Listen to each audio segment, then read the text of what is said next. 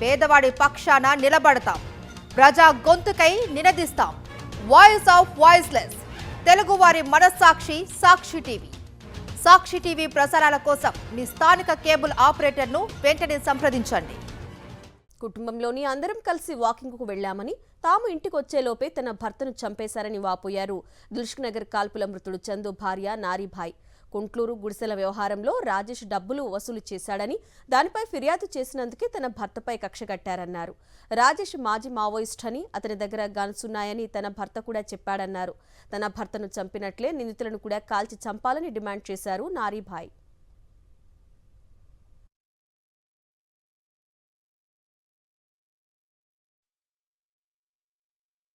బండి తీసుకుని వచ్చి అక్క అట్లా అన్నకి ఎవరు కాల్చి పాడేసిరు రారా అంటే వచ్చి చూస్తే మట్టిలో అట్లా పడిపోయి ఉన్నాడు.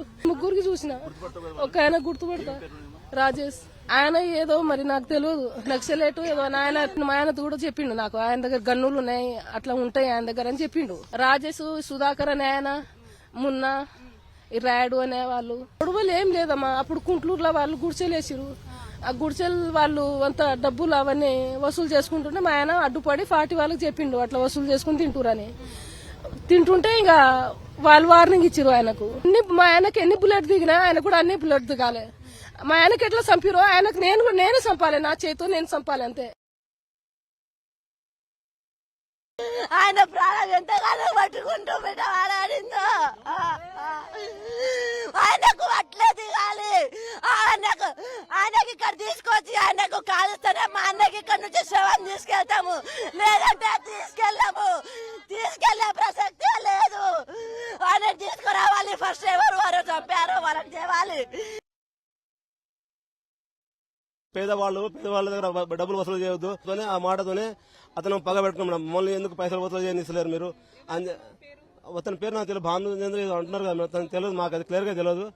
ఇంకా అతను మమ్మల్ని అడ్డుపడుతున్న ఉద్దేశంతోనే ఇతను అటాక్ చేశారు మేడం. అంతవరకు మాకు తెలుసు మేడం. అంతా కూడా మమ్మల్ని అలాంటి విషయాల్లో మాకు ఇన్వాల్వ్ చేయడు.